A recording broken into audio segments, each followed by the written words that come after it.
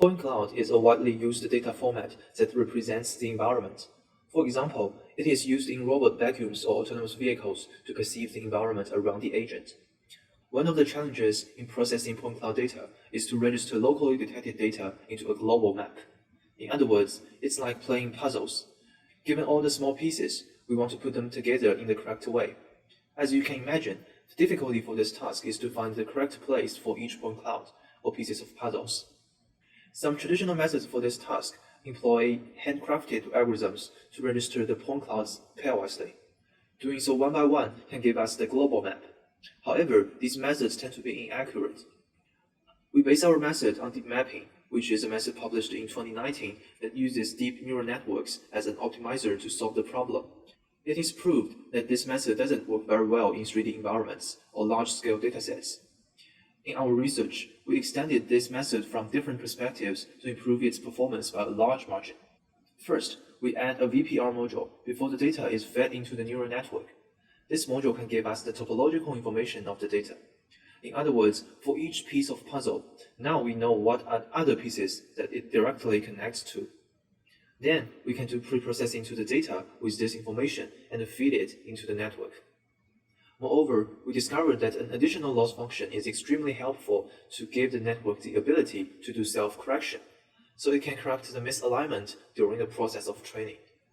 The main idea behind this loss function is like this. Suppose we have 4 identical copies of a same piece of puzzle, and we know how to couple them with another directly connected piece as a block. Then, when we put these blocks together, the piece in the center should exactly coincide with itself. On the other hand, if our estimation is not very accurate, we'll see the centerpiece becomes a mess. In other words, there are lots of inconsistencies in the 4 copies of the same piece of puzzle. It is this very significant information that gives the networks the ability to do self-correction. Now let's see some experiment results for our new method. This is the ground truth trajectory for our dataset. Note that the line in the plot is actually composed by tiny arrows.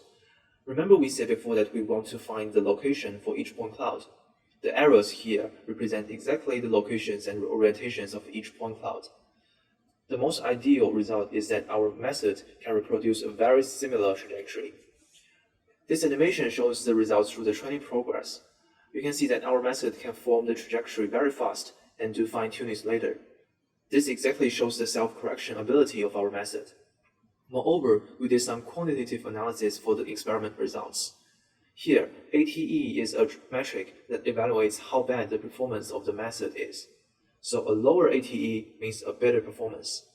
You can see the original method performed very badly in this large-scale 3D environment. The traditional method doesn't work very well either.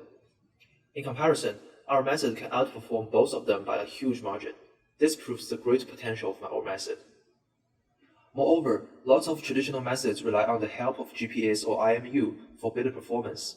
But these sensors are not always available, especially in some complicated or in indoor environments. Another advantage of our method is exactly the independence of these sensors. Our method can finish this task with point clouds alone, but is also compatible with other sensors. In conclusion, we propose a new method that can do unsupervised point cloud registration in a large-scale 3D dataset. This method can be easily implemented into SLAM systems to better help moving robots to perceive the environment. Thank you very much for listening.